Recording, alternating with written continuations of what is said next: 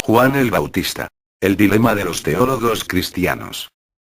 A pesar de la controversia y de los numerosos intentos por parte de las grandes religiones y sectas cristianas, por negar las evidencias que atañen a la reencarnación del profeta Elías en Juan el Bautista, dichas evidencias son de tal magnitud que no pueden continuar siendo ocultadas.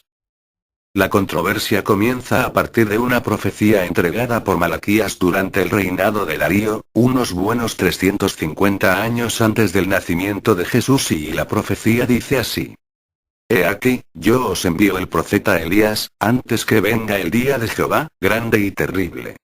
Él hará volver el corazón de los padres hacia los hijos y el corazón de los hijos hacia los padres. Malaquías capítulo 4 versículos 5 y 6. Como desde hace tiempo ha sido ampliamente aceptado tanto por los teólogos judíos como por sus colegas cristianos, la profecía se refiere a que previamente a la llegada del Mesías, habría de regresar Elías de Tesbe, el profeta que fuera arrebatado al cielo en un carro de fuego. El problema aquí es que las religiones y sectas cristianas se niegan hoy, siguiendo las órdenes, no de un papa sino las dadas por el emperador romano Justiniano al segundo concilio de Constantinopla en el año 533, a aceptar que en Juan Bautista reencarnara el espíritu de Elías, basando su negación en un solo versículo. Y le preguntaron: ¿Qué pues? ¿Eres tú Elías? Dijo: No soy. ¿Eres tú el profeta? Y respondió: No. Le dijeron: Pues ¿quién eres? Para que demos respuesta a los que nos enviaron. ¿Qué dices de ti mismo? Dijo: Yo soy la voz de uno que clama en el desierto. Enderezad el camino del Señor, como dijo el profeta Isaías. Juan capítulo 1 versículos 21, 22 y 23. Esto parece ser contundente y de hecho, así lo toman e interpretan los cristianos que no aceptan que pueda haber reencarnado Elías en Juan el Bautista, aunque curiosamente, omiten el explicar por qué Juan se autocalifica como la voz de uno que clama en el desierto y que es justamente la tarea que Elías habría de hacer. La explicación hacia esto viene más adelante en este documento. Por el momento, comencemos revisando algunos puntos. ¿Por qué si Juan asegura no ser Elías, Jesús asevera exactamente lo contrario? Juan Bautista dijo. Y le preguntaron: ¿Qué pues? ¿Eres tú Elías? Dijo: No soy. ¿Eres tú el profeta? Y respondió: No. Juan 1:21. Jesús dijo: Y si queréis recibirlo, él es aquel Elías que había de venir. Mateo 11:14, mas os digo que Elías ya vino. Y no le conocieron, sino que hicieron con él todo lo que quisieron. Mateo 17:12. Pero os digo que Elías ya vino. Y le hicieron todo lo que quisieron, como está escrito de él. Marcos 9:13. Número de citas con la refutación de que Juan el Bautista no es Elías. 1. Número de citas donde Jesús afirma que Juan el Bautista sí fue Elías. 3. Y al rehusarse a aceptar que Elías pueda haber reencarnado en Juan el Bautista, los teólogos cristianos se meten directamente en un brete. Porque surgen de inmediato dos preguntas. ¿Miente alguno de los dos? Porque si en un texto vinieran dos conceptos totalmente opuestos, ejemplo: la tierra es redonda. La tierra no es redonda. Necesariamente uno de los dos es falso. El asunto sería, en este caso, dilucidar cuál de las dos afirmaciones es la correcta y verdadera, y cuál no lo es. Si Elías nunca regresó como anunciara Malaquías, ¿cómo pudo entonces haber sido Jesús el Mesías? Resulta así, que si diéramos como buena la interpretación de que Elías no fue Juan el Bautista, los teólogos judíos han tenido siempre la razón. Como Elías nunca llegó, tampoco lo hizo el Mesías. Y por ello, lo continúan esperando. Afortunadamente para nosotros, existen muchas cosas más que nos pueden ayudar a saber la verdad, y comprender que ni Juan el Bautista, ni mucho menos Jesús dijeron mentira o inexactitud alguna. Revisemos paso a paso todas las evidencias. El libro de Malaquías. Este libro, el último en el Antiguo Testamento, es sumamente importante porque contiene la profecía del regreso de Elías que se llevará a cabo, como veremos de inmediato con la reencarnación del más grande profeta de Israel en Juan el Bautista. Nótese que las palabras del último párrafo son citadas textualmente en el pasaje de Mateo 3, cuando el ángel anuncia a Zacarías que en su hijo Juan, el Bautista, encarnaría el espíritu del profeta Elías. He aquí. Yo os envío el profeta Elías, antes que venga el día de Jehová, grande y terrible. Él hará volver el corazón de los padres hacia los hijos y el corazón de los hijos hacia los padres. Malaquías, capítulo 4 versículos 5 y 6. A continuación uno tras otro para su mejor comparación. Las descripciones en el segundo libro de Reyes de la personalidad de Elías Tesbita y en el Evangelio de Mateo de la personalidad de Juan el Bautista. Y Juan estaba vestido de pelo de camello, y tenía un cinto de cuero alrededor de sus lomos. Y su comida era langostas y miel silvestre. Mateo capítulo 3 versículo 4. Y ellos le respondieron: un varón que tenía vestido de pelo, y ceñía sus lomos con un cinturón de cuero. Entonces él dijo: es Elías Tesbita. Segunda de Reyes capítulo 1 versículo 8. ¿Simple coincidencia? Veamos. Cuando el mensajero de Dios se aparece ante Zacarías para anunciarle que su mujer va a tener un hijo en el cual encarnará un profeta, anuncia con total claridad que el espíritu que morará en esa criatura por nacer es nada menos que el de Elías, citando incluso a Malaquías. E irá delante de él con el espíritu y el poder de Elías, para hacer volver los corazones de los padres a los hijos, y de los rebeldes a la prudencia de los justos, para preparar al Señor un pueblo bien dispuesto. Lucas capítulo 1 versículo 17. Citemos ahora el versículo, el único, que usan incorrectamente las religiones occidentales que no pueden aceptar la ley de reencarnación porque naturalmente verían disminuido su poder moral y material sobre las conciencias de los hombres. Lo curioso es que al negar que Juan el Bautista fuera la reencarnación del espíritu de Elías, acaban por negar también las aseveraciones del mismo Divino Maestro, como se podrá ver claramente más adelante. Y le preguntaron: ¿qué pues? ¿Eres tú Elías? Dijo: no soy. ¿Eres tú el profeta? Y respondió: no. Le dijeron: pues ¿quién eres? Para que demos respuesta a los que nos enviaron. ¿Qué dices de ti mismo? Dijo: yo soy la voz de uno que clama en el desierto. Enderezad el camino del Señor, como dijo el profeta Isaías. Juan, capítulo 1 versículos 21 y 23. Y ciertamente, cuando le preguntan los doctores de la ley a Juan el Bautista si era Elías, este contesta que efectivamente, no lo es. Él es Juan, hijo de Zacarías y Elizabeth. Pero ¿qué hubiera sucedido si la pregunta le es formulada correctamente? ¿Llevas en ti el espíritu de Elías? La respuesta por supuesto hubiera sido otra, confirmando lo anunciado por el ángel a Zacarías. Y todavía existe la otra posibilidad. De que, como viene constatado en Eclesiastés, el recuerdo de vidas pasadas hubiera estado vedado también para Juan el Bautista, pero Jesús, siendo el Hijo del Hombre y el Verbo encarnado, era conocedor de todas estas cosas ocultas al normal de los mortales. De no haber llegado el espíritu de Elías a morar en la vida y cuerpo de Juan el Bautista, las profecías de Malaquías 4 y Lucas 1 no se hubieran cumplido y el Mesías, al no regresar Elías, aún no hubiera llegado. Los teólogos cristianos le están dando, inadvertidamente, la razón a los teólogos ortodoxos judíos que continúan negando que Jesús haya sido el Mesías porque también continúan esperando a Elías. Tan no es así, y que sí se cumplieron las profecías que Juan mismo lo aclara cuando reconoce ser la voz de aquel que clama en el desierto para preparar los caminos del Señor. Si Juan el Bautista no hubiese llevado en sí el espíritu del profeta Elías, ¿por qué entonces Jesús de Nazaret, el Mesías esperado de Israel, y a quien reconocemos como el Cristo, afirmaría de una manera tan rotunda eso? Y si queréis recibirlo, él es aquel Elías que había de venir.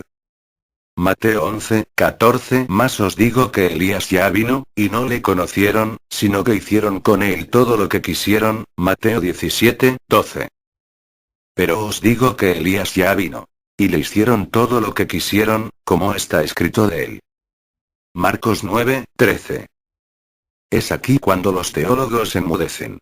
Y se meten en el brete de tachar de mentiroso, debido a su incorrecta interpretación, sea a Juan el Bautista o al mismo Cristo. El hecho de que entre los judíos contemporáneos a Jesús existía ya la noción y el conocimiento aceptado de la ley de reencarnación del Espíritu lo demuestra el siguiente versículo, totalmente innecesario si el caso contrario hubiese sido lo verdadero. Otros decían, es Elías. Y otros decían, es un profeta, o alguno de los profetas. Marcos capítulo 6 versículos 14 y 15. Tan era normal la noción de la reencarnación entre el pueblo de Israel, que de otro modo no se podría explicar el que Jesús a veces fuera tomado como la reencarnación de alguno de los profetas. En Marcos 8:27, Jesús mismo es quien pregunta a sus discípulos: ¿Quién dicen los hombres que soy yo? Ellos respondieron: unos, Juan el Bautista, otros, Elías. Y otros, alguno de los profetas. Marcos 8:27.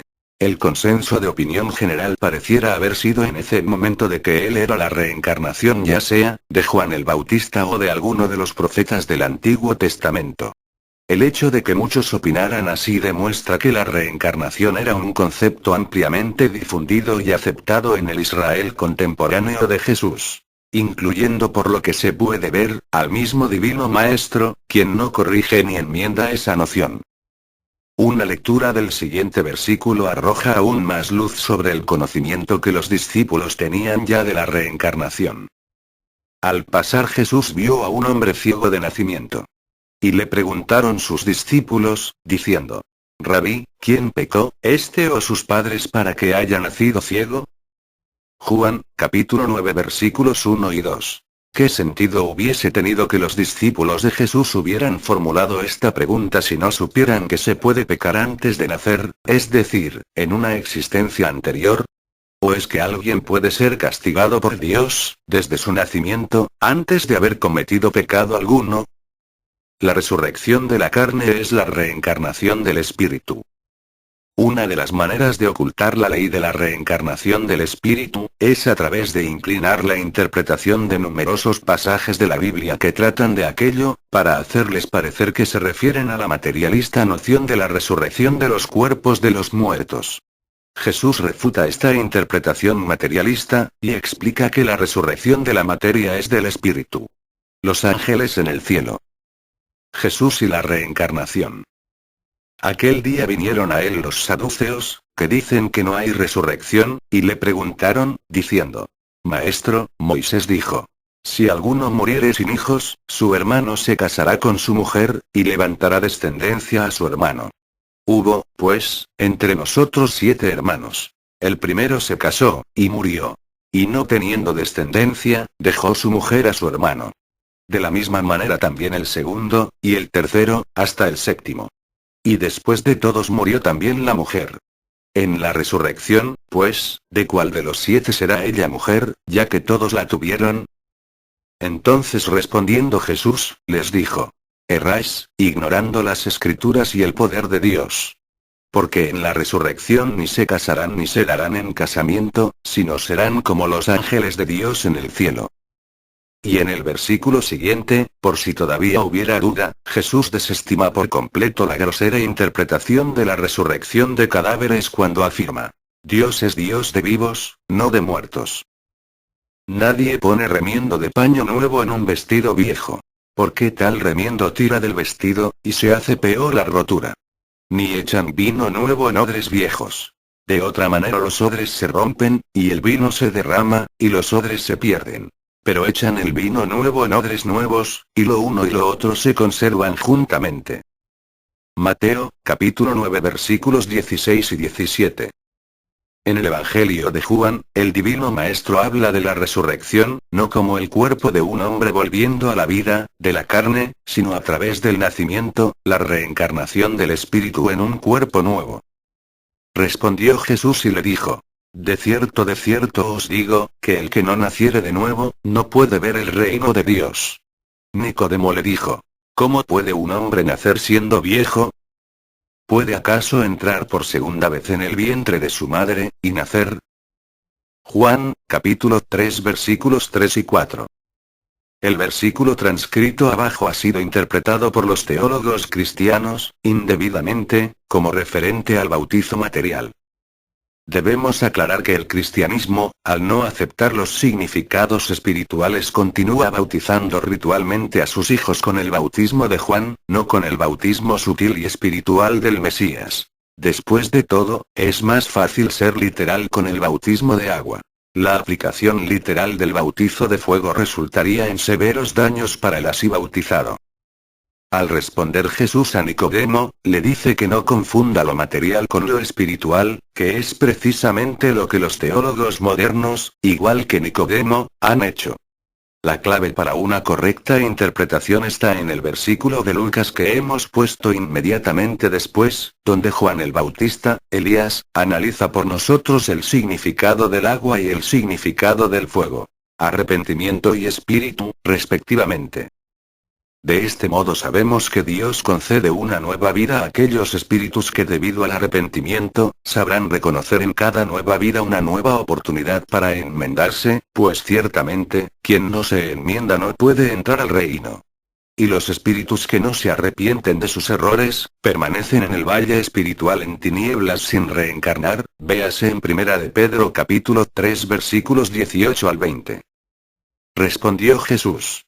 De cierto te digo, que el que no naciere de agua y del Espíritu, no puede entrar en el reino de Dios. Lo que es nacido de la carne, carne es. Y lo que es nacido del Espíritu, Espíritu es. Juan capítulo 3 versículos 5 y 6. Yo a la verdad os bautizo en agua para arrepentimiento, pero el que viene tras de mí, cuyo calzado yo no soy digno de llevar, es más poderoso que yo. Él os bautizará en Espíritu Santo y fuego. Mateo 3, 11.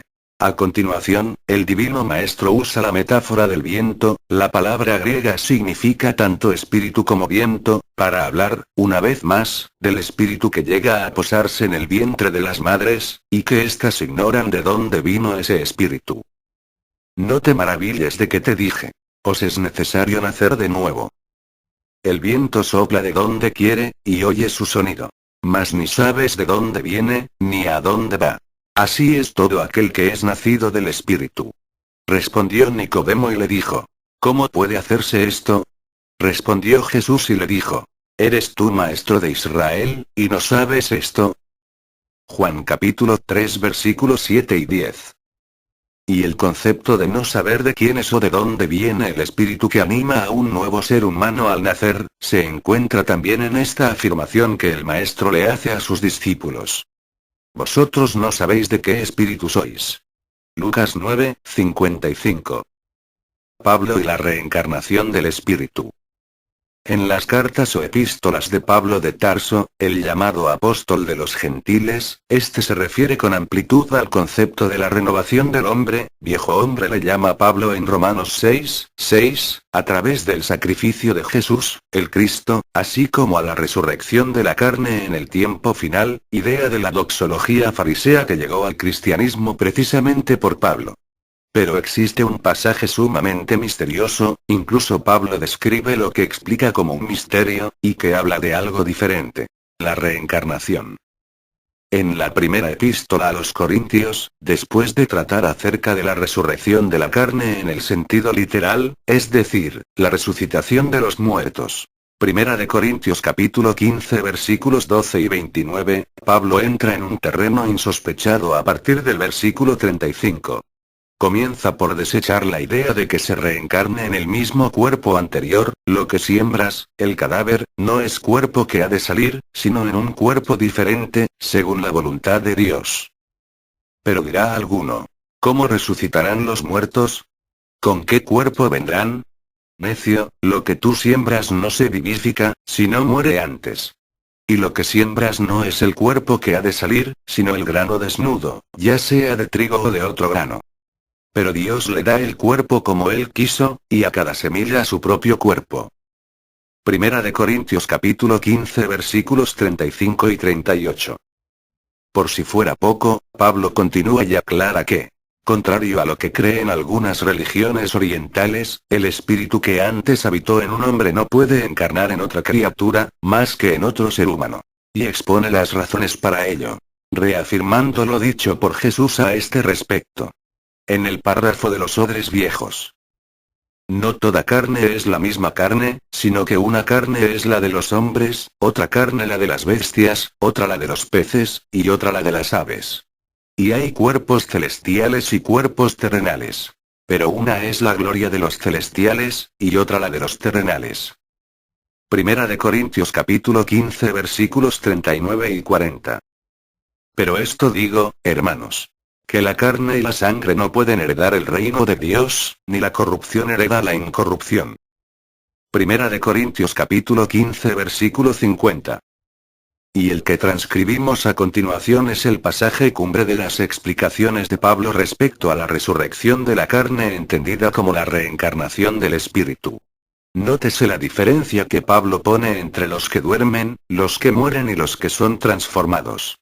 Hay teólogos que pretenden interpretar el dormir del que habla Pablo como la muerte, pero si así fuera, ¿por qué entonces dice Pablo que algunos no dormirán, incluyéndose él? Pablo fue degollado cerca del año 70 después de Cristo. He aquí os digo un misterio. No todos dormiremos. Pero todos seremos transformados, en un momento, en un abrir y cerrar de ojos, a la final trompeta. Porque se tocará la trompeta, y los muertos serán resucitados incorruptibles, y nosotros seremos transformados. Primera de Corintios capítulo 15 versículos 51 y 52. Y Pablo termina su explicación parafraseando a Oseas. Negando también en la inexorabilidad de la muerte. ¿Dónde está, oh muerte, tu aguijón? ¿Dónde, oh sepulcro, tu victoria? Primera de Corintios capítulo 15 versículo 55. Por cierto, en Efesios 1, 4 viene claramente especificada la preexistencia del espíritu, no solo antes de esta vida sino antes de la creación material misma. Orígenes, padre de la Iglesia, usaba precisamente este párrafo para demostrar la preexistencia del espíritu previamente a la creación material. Según nos escogió en él, antes de la fundación del mundo para que fuésemos santos y sin mancha delante de él. Efesios 1, 4. El apóstol Pedro y los espíritus encarcelados. Pedro, Cefas, el apóstol que atestiguara la transfiguración en el monte Tabor, escribe sobre los espíritus encarcelados que quedaron retenidos después del diluvio. Porque también Cristo padeció una sola vez por los pecados, el justo por los injustos, para llevarnos a Dios, siendo a la verdad muerto en la carne, pero vivificado en espíritu. En el cual también fue y predicó a los espíritus encarcelados, los que en otro tiempo desobedecieron, cuando una vez esperaba la paciencia de Dios, en los días de Noé, mientras se preparaba el arca, en la cual pocas personas, es decir, 8, fueron salvadas por agua. Primera de Pedro capítulo 3 versículos 18 y 20. Esto hace surgir de inmediato numerosas interrogantes. ¿Únicamente los espíritus de los grandes pecadores quedaban encarcelados? ¿Dónde estaba o qué era, o es esa cárcel? ¿Y los espíritus de los hombres que no eran grandes pecadores, Jacob, David, Salomón, los profetas, etc., dónde estaban mientras tanto? Sabemos, por ejemplo, de un lugar metafórico al que Jesús llama el seno de Abraham, en la parábola de Lázaro y el rico avaro. Lucas 16 del 20 al 25, se puede inferir que al menos existen dos lugares o situaciones en las cuales los espíritus habitan, una vez desencarnados. Y aquí es donde, en vista de los análisis anteriores, entra la última gran interrogante. ¿No será la reencarnación, el retorno al mundo en una nueva vida humana para corregir errores? La otra opción propuesta por el infinito amor de Dios, opción a la que Pablo califica de misterio y que sin embargo el Espíritu de verdad nos vino a explicar en este tercer tiempo. Sinopsis. El debatido tema de la reencarnación del Espíritu. Desde la controversia de Jerónimo en contra de Orígenes, Justiniano el emperador romano, por cuestiones políticas, ordenó condenar la reencarnación como herejía en total contraposición al Papa Virgilio, que en aquel entonces se suponía gobernaba la Iglesia cristiana. El poder imperial y militar de Justiniano prevaleció encima del poder moral del Papa y a partir de entonces todas las religiones cristianas, hasta el día de hoy, católicas o no, no aceptan la doctrina de la reencarnación del espíritu. No obstante esto, reencarnar es la única opción que tiene el espíritu de los pecadores para su salvación. El Espíritu Santo en este tercer tiempo, entregó el tercer testamento, las revelaciones divinas que contienen la explicación de la reencarnación. Reencarnación del Espíritu significa la resurrección de la carne pero visto desde lo espiritual. Reencarnaremos todos. Y al que no crea en ello no hay problema, ya creerá. Tal y como sucede con las leyes inexorables, no es necesario saber de ellas o creer en ellas, para de todas maneras estar sujetos a las mismas tal y como sucede con la ley de la gravedad. Antes de Newton, esta actuaba, lo supiéramos o no. El tema de la reencarnación está contenido en la Biblia, aunque no con ese nombre. La reencarnación es algo más que una idea exótica, extraña o sobrenatural, es el amor divino llevado a su máxima expresión. La doctrina del Espíritu Santo nos habla de ello, porque la reencarnación es la oportunidad de corregir errores pasados así como completar tareas incabadas en una nueva vida o cuantas de estas fueran necesarias.